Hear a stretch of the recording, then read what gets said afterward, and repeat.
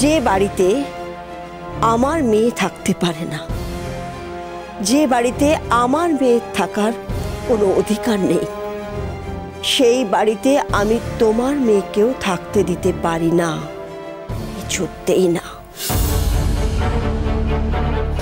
মা, মা প্লিজ তুমি আমাকে কয়েকটা দিন অন্তত এখানে থাকতে দাও। আমি খুব ক্লান্ত, একটু বিশ্রাম চাই। মা, আমার সম্পর্কে তোমার মনে যা ধারণা আছে আমি সব গুছিয়ে দেব। গুছিয়ে দেবে? মেঘলা, তোমার সম্বন্ধে আমার মনে যা যা ধারণা আছে সেগুলো গুছিয়ে দেওয়া এত সহজ নয়।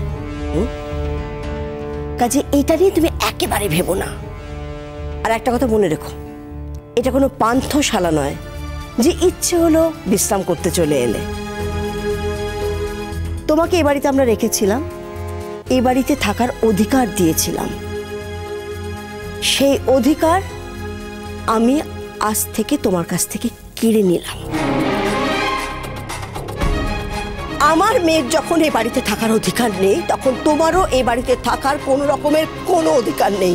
আমার মেয়েটাকে আমি অন্যের দরজায় রেখে দিয়ে এসেছি, তাই জন্য তুমিও এই বাড়িতে থাকবে না। তোমাকেও তখন আমি আশ্রয় দিতে পারি না। তাহলে আমি ঈশ্বরের কাছে কি মুখ দেখাবো? কি মুখ দেখাবো ঈশ্বরের কাছে? এটাই তোমার শেষ কথা, তাই তো?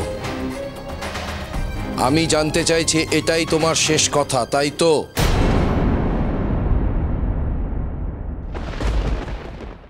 মেঘলা, তুমি ফিরে চলো। আমরা সবাই মিলে তো তোমাকে বারণ করেছিলাম যেখানে আসতে হবে না। তুমি তো আমাদের কথা শুনলে না। যদি শুনতে তাহলে এই কষ্টটা পেতে হতো না, এই অসম্মানটা পেতে হতো না।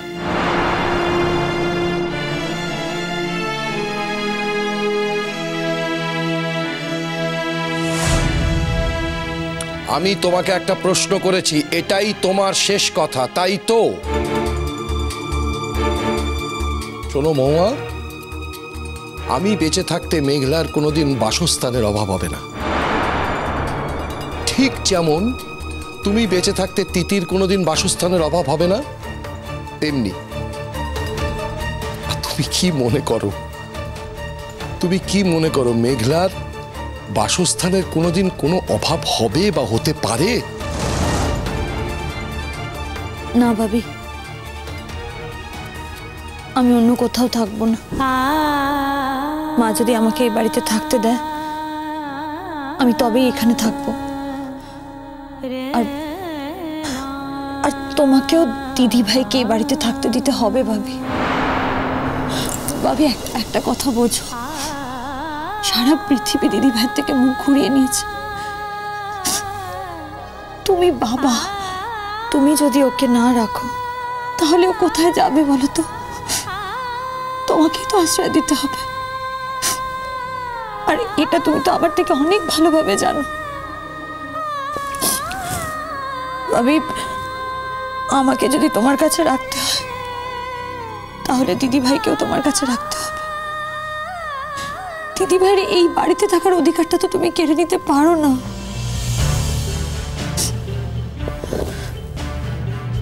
মা,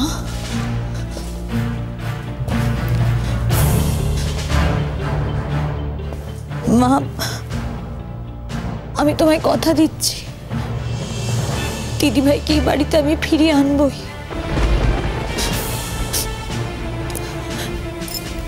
মা, আমি তো পর হয়ে গেছি, আমাকে তো তোমরা পর করেই দিয়েছো। আমি চাইলেও তোমাদের সাথে থাকতে পারবো না, কিন্তু দিদি ভাই এটা ওর বাড়ি, ও তো এখনো পর হয়ে যায়নি। ও যতদিন ইচ্ছে এখানে থাকতে পারে, ওর সেই অধিকারও আছে। আমি শুধু তোমার কাছে অনুরোধ করছি মা, আমাকে কটা দিন একটু থাকতে দাও, কয়েকটা দিন। প্লিজ তোমার কাছে একটু থাকতে দাও।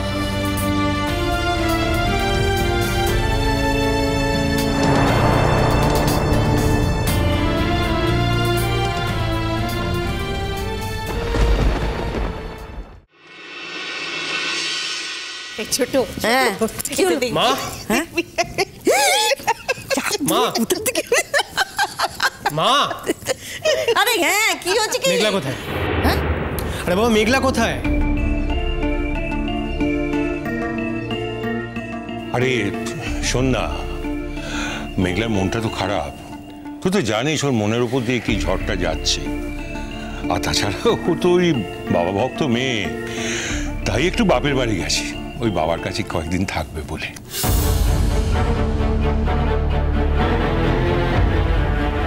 আমরা কিন্তু বারবার বলেছিলাম মেঘলাকে যে তুই তাতানকে বলে গেছিস তো।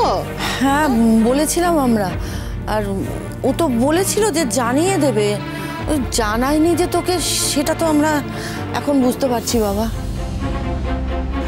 তাতান তুমি কিন্তু আবার ফোন করে ওকে বকাবকি করতে চেও না, ও একটু আপসেট আছে। মেঘলা আমাকে না জানিয়ে শ্রীপুর চলে গেল। দেখ, ও তো ঠিক সুস্থ মানসিক অবস্থা এখন নেই, তুই তো বুঝতেই পারছিস। ওকে কিছু বলিস না এখন। বলা বলির তো আর কিছু নেই ভালো জেঠু। আমি শুধু ভাবতে পারছি না যে আমাকে না বলে সত্যি শ্রীপুরে চলে গেল, এটা আমি ভাবতে পারছি না। তাতান, দাদা বললেন না, ও তো ঠিক মনের দিক থেকে স্বাভাবিক অবস্থা নেই বাবা, নাহলে এটা করতে পারতো বল? ঠিক নেই বলেই এরম করেছে। কিছু মনে করো না তাতান, এইরকম অবস্থায় মেঘলাকে তোমার যতটা সাপোর্ট দেওয়ার দরকার তুমিও কি ততটা দিয়েছো? তুমি এক্স্যাক্টলি কি বলতে চাইছো বৌমনি? আমি মেঘলাকে সাপোর্ট করিনি তাই তো? সরি টু সে তাতান, সেদিন তুমি আমাদের সামনে মেঘলাকে কিছু কথা বলেছিলে, আর তাতেও খুব রিঅ্যাক্ট করেছিল। ওই কথাগুলো কি খুব সম্মানজনক কথা ছিল তাতান? ওই সময় কি ওই কথাটাই বলার সময় ছিল? বৌমনি, মেঘলার হাজবেন্ড হিসেবে বেশ কিছু জিনিস আমার জানার অধিকার আছে। সেটা জানতে চাওয়া যদি তোমার মনে হয় যে আমার ভুল হয়েছে, তাহলে আমার আর কিছু বলার নেই। তোমার কি মনে হয় বৌমনি, স্বামী স্ত্রীর মধ্যে এতটা আড়াল থাকা কি খুব একটা হেলদি? মানে তোরা কি বলছিস বলতো দাদা? তার মানে সত্যি সত্যি ওদের হাজব্যান্ড ওয়াইফের মধ্যে কিছু হয়েছিল কাজুরি?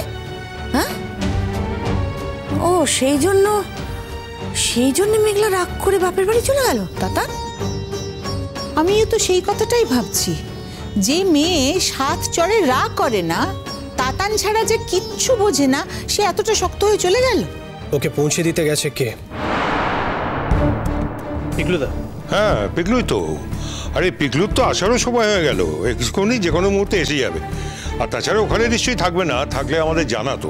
হ্যাঁ বুঝেছি, সবটাই বুঝেছি, এবার সবটাই আমার কাছে পরিষ্কার। পরিষ্কার মানে?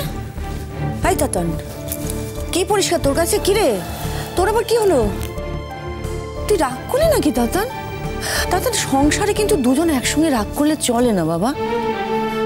আর মেয়েটা গেছে কোথায়? বাড়ি থেকে চলে গেছে, নিজের বাপের বাড়িতে গেছে। মেয়েদের তো একটাই যাওয়ার জায়গা বাবা, বাপের বাড়ি।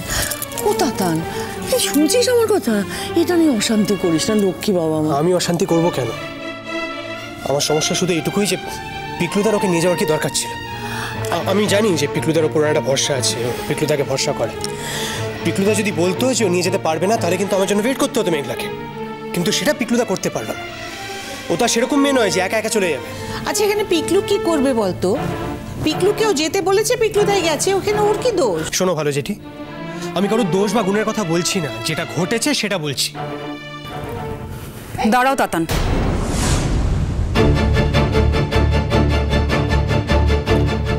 আমার তো মনে হয় সেদিনের ঘটনার জন্য তোমারই মেঘলাকে সরি বলা উচিত।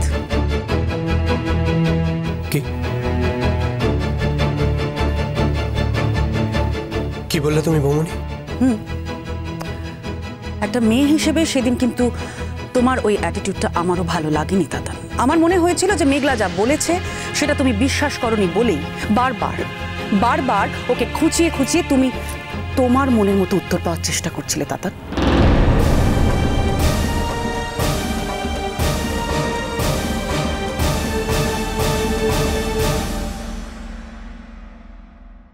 আমি ঠিক নিজে নিজেকেই গুটিয়ে নেব।